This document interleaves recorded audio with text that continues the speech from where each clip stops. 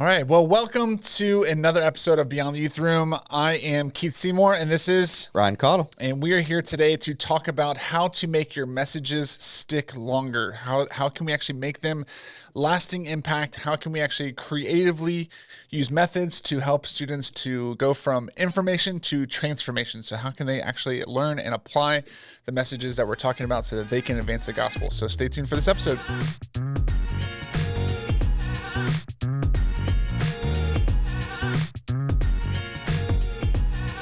So this episode is brought to you by Edge Clubs. You can head over to edgeclub.org/training to learn how to train students to be missionaries to their public high schools and middle schools.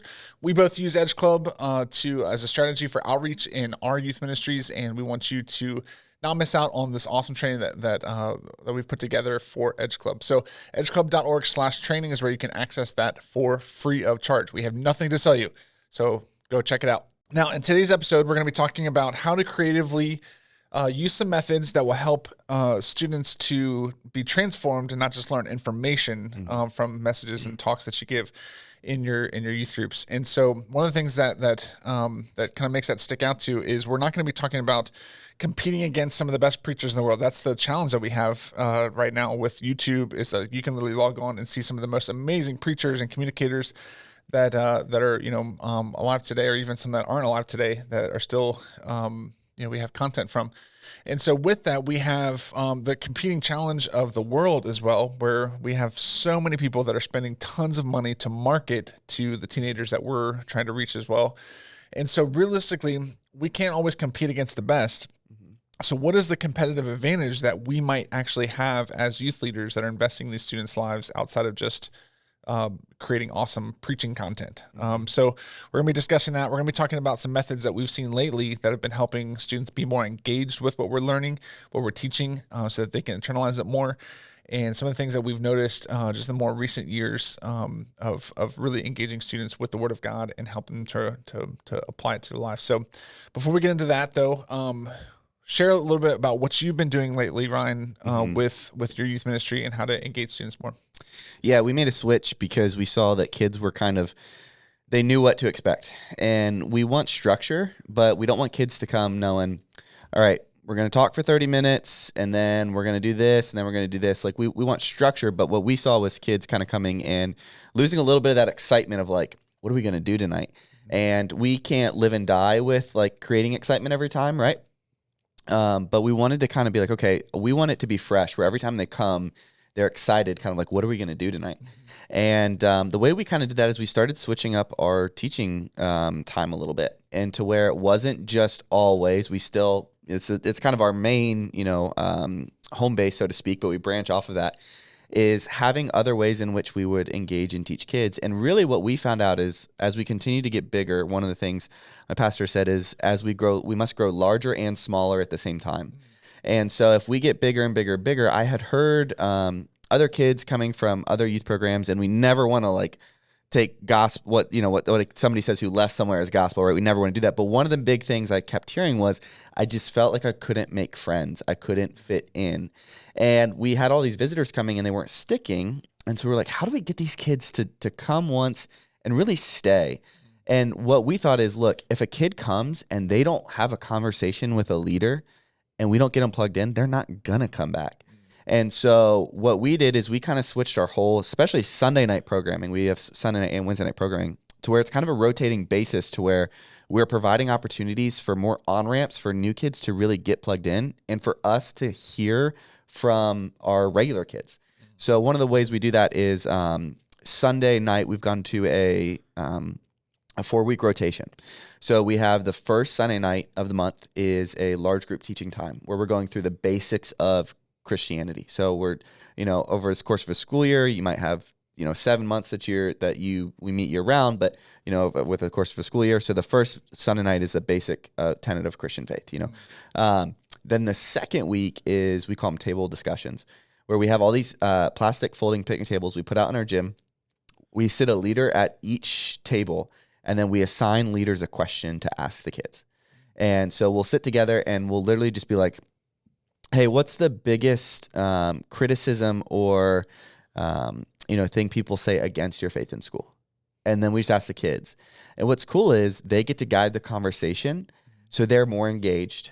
They don't feel like we have, a discussion guide where we have the answer that we're waiting for them to say so we can be like, yes, and then go to the next question, which is a lot of times what small group feels like. And it allowed us to kind of quickly determine where kids were, easier than in a small group setting, because they just sat with their friends. And so we had all sorts of different groups, and it was really, really cool. The third Sunday night, we call it hands-on training.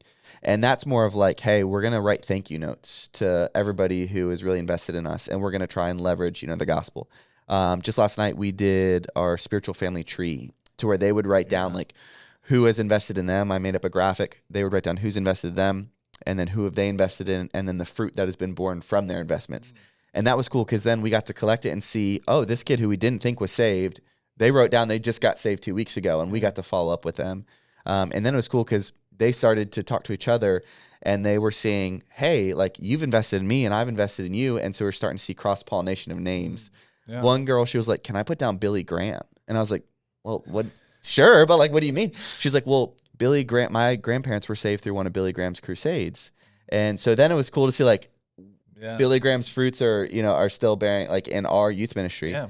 And then another kid, he wrote down, his parents got saved, his grandparents got saved. And then after that he just wrote down a pastor in a refugee camp. And so this kid is Vietnamese. And so, his grandparents got saved in a refugee camp. So it was cool to see those stories, and that the hands-on kind of allows that. And then the fourth week is we split guys, girls, middle school, high school. We have 4 different lessons going simultaneously that are more of like, interactive lessons that are more targeted towards them. So those are just some of the ideas that we've done. And we've seen a huge benefit, because the kids love it, because it's not the same thing every single night. Mixing up. That's good. And we're able to hear more from them, as opposed to just us teaching them and then us having an agenda. We're kind of able to go where the discussion is, as long as our leaders are well trained on how to handle that. Yeah. One of the things that we introduced this past summer, and it went so well during the summer that we included as regular programming, like in our midweek program on Wednesday nights, is we called it Dinner and Dialogue, and we just tried it out for like 3 weeks, and I think it was like August or whatever. We just kind of had a gap between like summer activities and we started our fall stuff, and basically what we did was, of course it was dinner, like I just had a meal for everybody, and then we had a dialogue around a certain topic that I actually would, and it was funny because like after a few times of doing it, I had like figure out how to switch back and forth, but I would present an argument that the world would often have against Christianity, or against a certain, part of Christianity, or like kind of a permeating belief, like wrong belief that they would often see or hear. Yeah. And then I would present that as if I believed it. And then I would say, okay, prove me wrong. And I would open it up to the large group, and then we'd have discussions basically in front of everybody. Like I'd be up front, and then they would be sitting down, and sometimes I would take a few moments to formulate their thoughts, and they'd kind of work together a little bit. And then we'd go back and forth in a dialogue, in a healthy dialogue. And they got to see, even if the student wasn't participating in the dialogue, what it did was it helped them to see, okay, oh, that's how I would answer that if that came up in a conversation. Or, that's how that's an interesting perspective that I didn't think about, that person would defend if they believed that, wrong belief, or that, that belief that's contradicting the Bible or Christianity. And what I did was, there was teachable moments where I had to like pause. And then what I did was like, I'm always wearing a hat or whatever. So I had actually turned my hat backwards when I was like the wrong belief. And then I turned my hat forward when I wanted to talk as their youth pastor. It's pretty stereotypical. Because they were like, you can easily do it the opposite, whatever. But just for me though, it was helpful to kind of switch back and forth to say, okay, that was a great point that you brought up. Like I wouldn't say that if I was, disagreeing with you, but I was like, that was an excellent way to frame that, to ask another question like that, or to bring up this point, or to prove it from this verse. And so Dinner and Dialogue was a great way for us to kind of test a program segment that really was, we got a lot of great response from it. We actually had students that were coming and they were looking forward to like, I can't wait and I would give them the topic beforehand so that if they wanted to study up on, like the week before, they could. And so we included that all throughout the fall curriculum. Like we had a segment in our large group time where it wouldn't be dinner, but it would just be the dialogue portion of where I would say, okay, this is what I believe, prove me wrong from what from Scripture. And it was a great way to kind of work on some apologetic stuff. But then I moved it even into like some ecclesiology stuff. It's like I had like differing views on like the church and like, biblical community that they might even hear like in Christian circles. Yeah. And was able to challenge them on that and stuff. So it was a great way to kind of, to mix it up a little bit for us too, that we ended up sticking with it. Yeah. It's a part of our regular programming now. Yeah. Well, and we, it's funny, that reminded me of a story. We do like, we ask questions. And so one of the questions we asked was, challenging kids. We said, why do bad things happen to good people? And the kids were just like, and they stumble through, and we're able to kind of be like, well, maybe you could say this instead of that.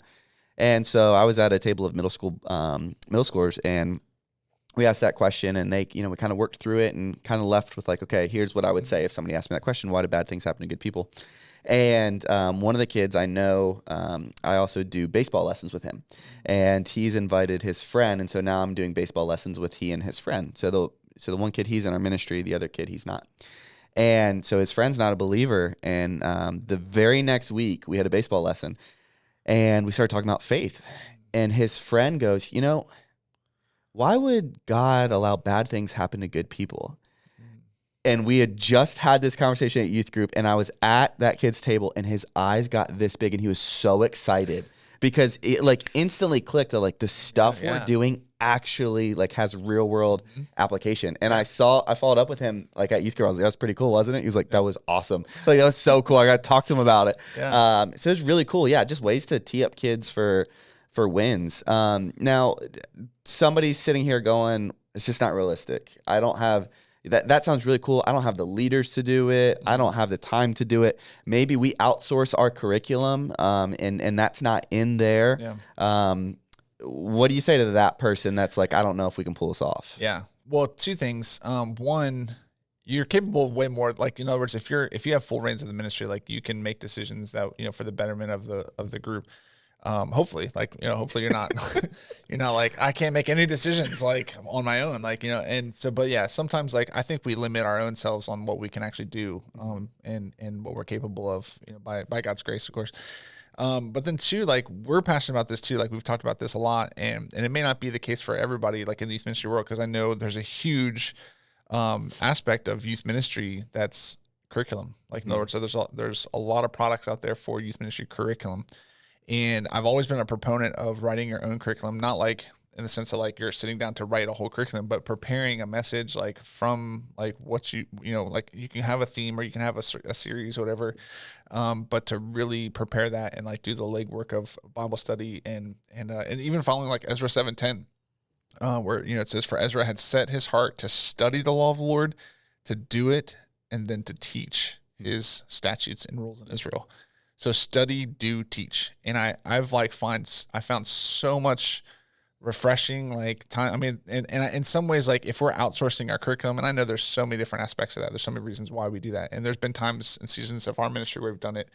And I keep coming back to, doing our own stuff because of, it's like, I felt like I was outsourcing the one like advantage that I have in shepherding a group of students in what I've been learning myself, that I've been trying to apply to my life, and that I'm now teaching them to do.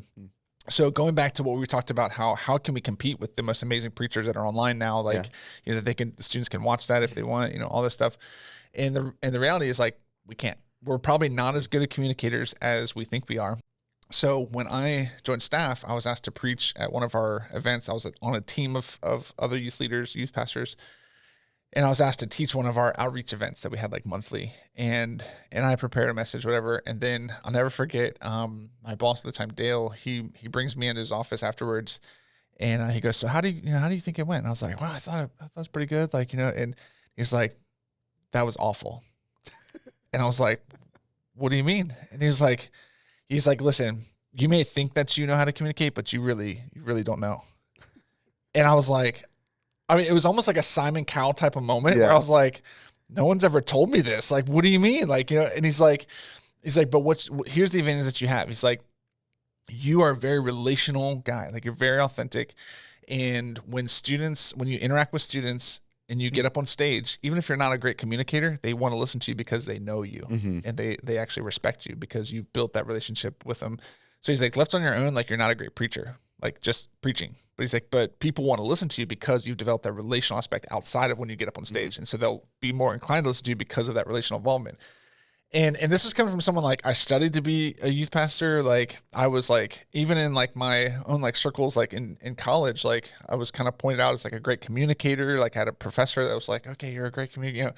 And then I had been in the youth ministry, like taught several times. Like, so it wasn't like just like my first time preaching or anything like that.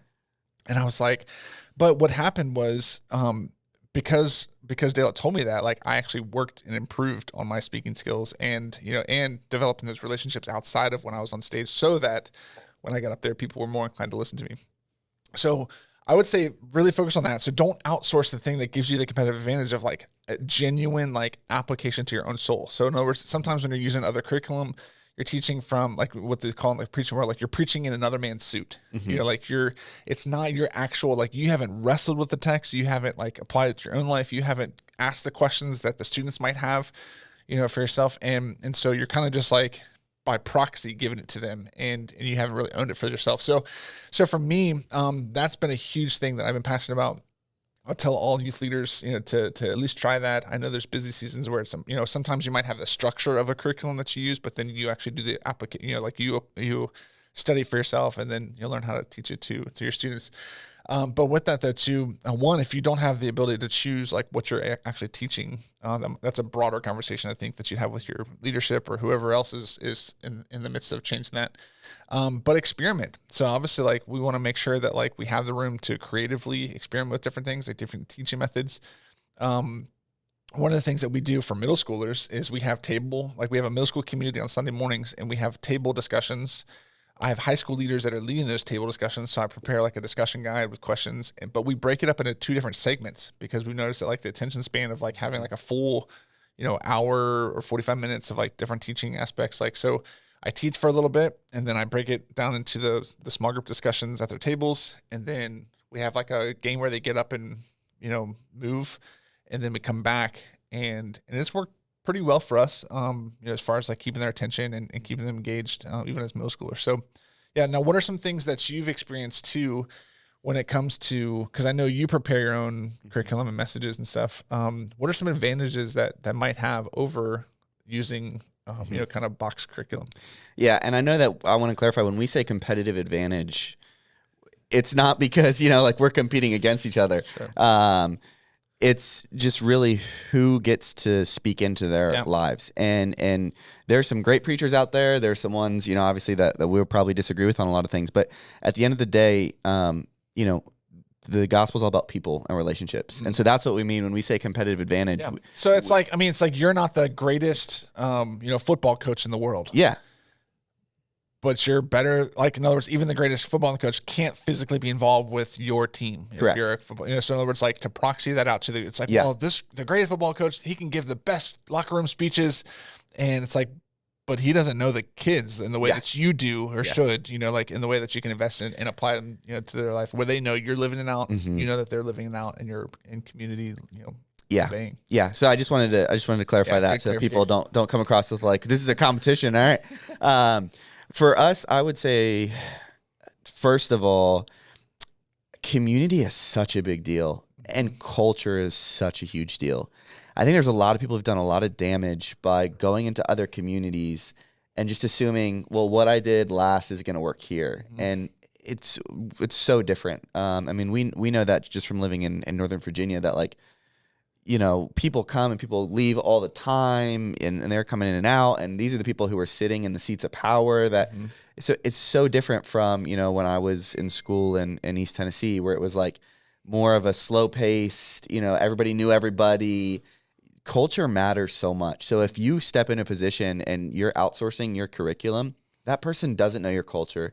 They don't know where you're at. They don't know where your group is at, because the other thing is too, is you might have, you know, if you outsource curriculum, it might call for a pretty advanced topic and you might be looking at your group and being like, we don't even know who God is. Like that's where we need to start. Not that who God is not an advanced topic, but you know, we need to start with the basics. Or it might be too, you might have some kids sitting in your ministry going like, I want to go deeper. I want to, I want to do more. And that's why by changing it from information to transformation, you see that where it's like, it's not all about what you know. It's about what you do with what you know. So that would be the big thing for me is we're able to ask the kids, answer the kids' questions that they're asking. Instead of just saying, well, this is what we have next on the docket, so this is what we're going to do next. We're able to kind of go, there's been times where I've scrapped a semester worth of plans because I'm like, hold on, time out. Like, this isn't what we need right now. We need to do some and I think that's been really valuable. The other thing is too, is our base is small group discussions, right? Like, but I found like kids were like, okay, like you have the answers because we're holding in the discussion guide, and it's like we're just looking for the magic answer that you're going to be happy with, and once you get it, we're going to move on to the next question. And I felt that a little bit with the group that I was leading. I was like, I don't want that. Like, I don't want them to feel like this is a test that they're passing or failing. Like, I want to know, what do you actually believe? Like, and the Bible is going to anchor that, so we're always going to go back to it. So a couple different things we did with that even too is like, we did a series on Jonah, and instead of us having just, stock and barrel discussion questions, I wrote a discussion guide that they had to fill out, and they used the passages to do it, and we all did it together. And so it was like, instead of just them answering, it was they actually had to write it out and think each individually, because it wasn't like, well, I know this kid will answer for me, so I don't need to say anything. Like, I can just, it got each kid individually thinking, and the kids really loved it and enjoyed it so much so that we're going to try it at our winter camp coming up. Instead of having a normal small group time, we're going to allow them time to have some really reflective questioning in scripture that they have to write out and think. We also did something called TikTok theology, where I literally went through, now, I'm a grown up, so I didn't go, and I've seen this meme before. I didn't go to TikTok and find videos like a grown up. I went to Instagram and found TikTok videos that were posted on TikTok 2 weeks ago that are now on Instagram Reels. And I went there and I found videos talking about faith, maybe from somebody attacking Christianity, maybe from somebody who claims to be a Christian, but the stuff they're teaching is not the gospel, or maybe even like denominational differences that it's like, how would you handle that? And I literally screen recorded the videos, and then in a large group, I played the video. And I would give them some pointers on like, okay, so we need to make sure we go check the context of what they're saying. And hey, this is how we would handle that. And then I literally texted the small group leaders the 2 videos. We went into small groups, and they played the video for the kid and said, okay, what would you say to this? And it was really funny because we saw how much we weren't challenging kids to think, because one of them was like a really solid video, and I put it in there on purpose.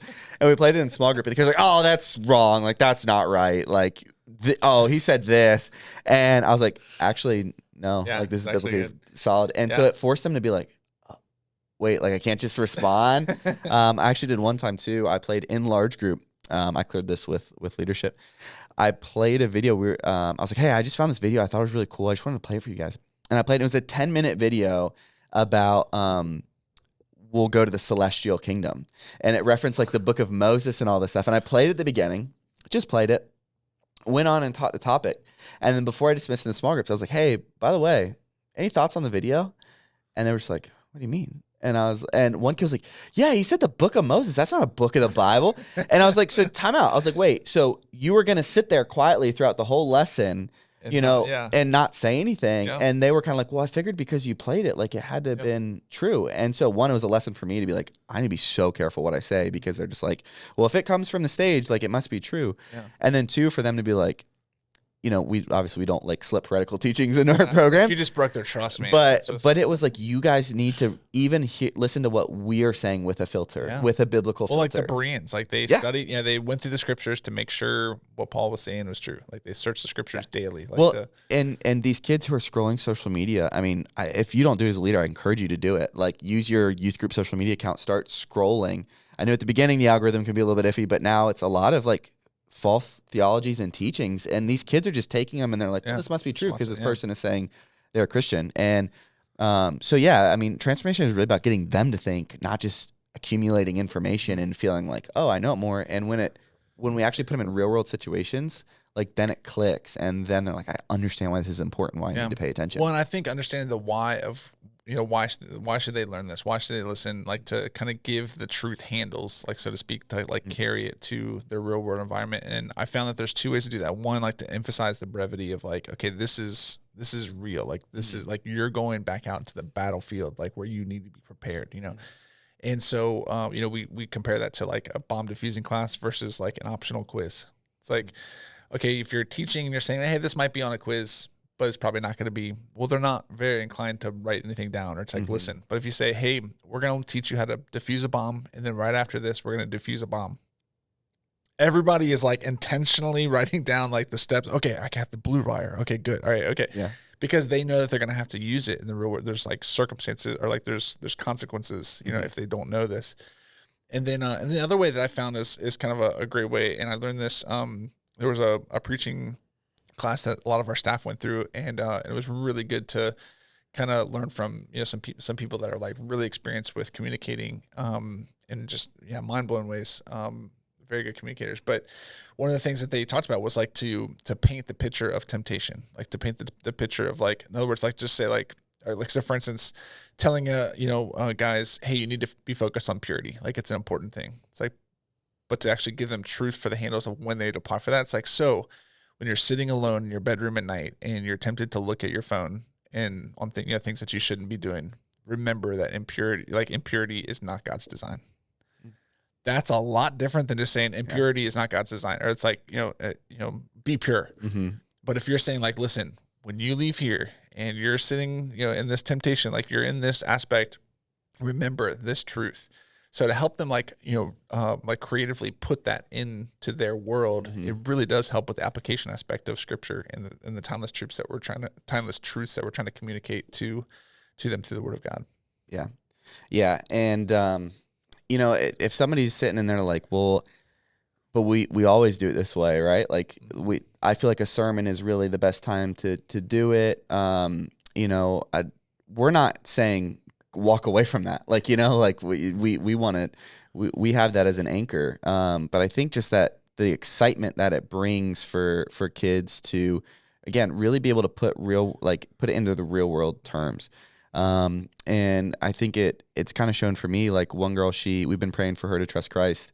And she actually, I had a bunch of extra copies of, The Case for Christ, the student edition by Lee Strobel. And I needed them out of my office. Like I had like 10 that somebody had given me. And I was like, all right, the first 10 kids like to come up and get one, like you can have it.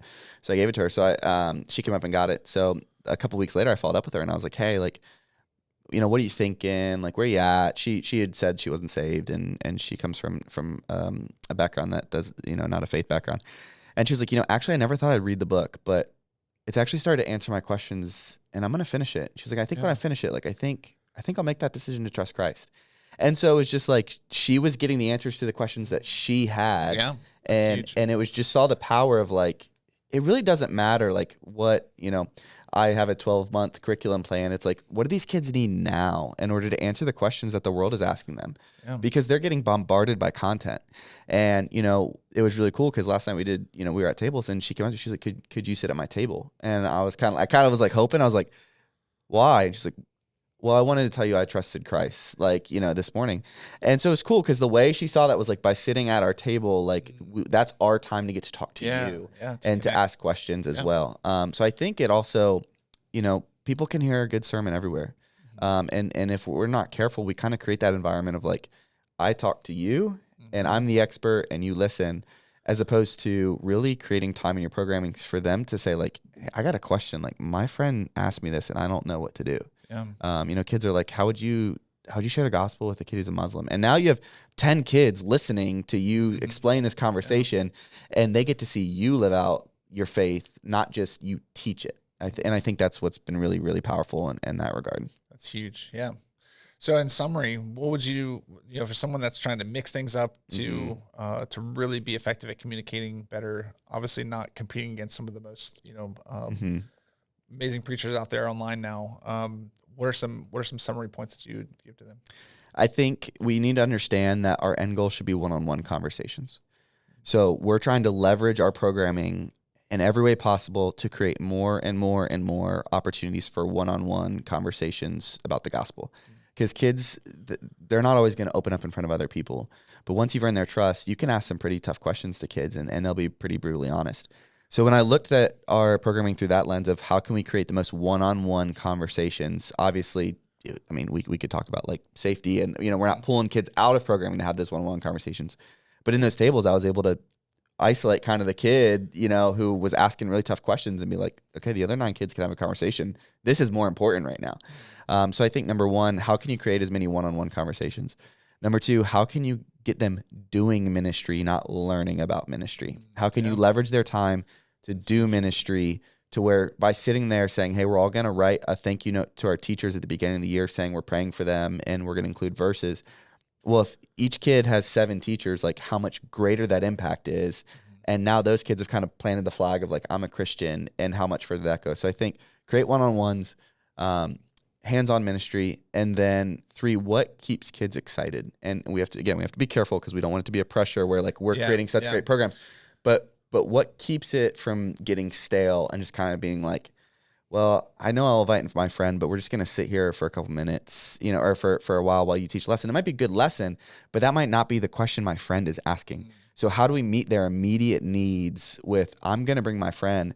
Where are we creating an opportunity for them to say, hey, my friend's coming. They don't believe this, but they have some questions that we'd like to talk about. Are you creating a space, an open environment for that? So ultimately, I would say is create as many one-on-one conversations as possible, get them doing hands-on ministry, and then create margin in your programming for when the Holy Spirit opens up a need, that it's not, sorry, we have to go to the next thing. You can actually sit down and have that conversation. Yeah, that's good. Yeah, and that's where we've even given instructions like on our small group leader, kind of like the wins, is not just to get through all the questions, like to allow that space. It's like, okay, now there are rabbit holes that you can, like run down, like to be distracted or whatever. But at the end of the day, like if there's a student that's really wrestling with it, I was like, put the lesson aside or put the discussion guide aside and just focus on, dialoguing about that.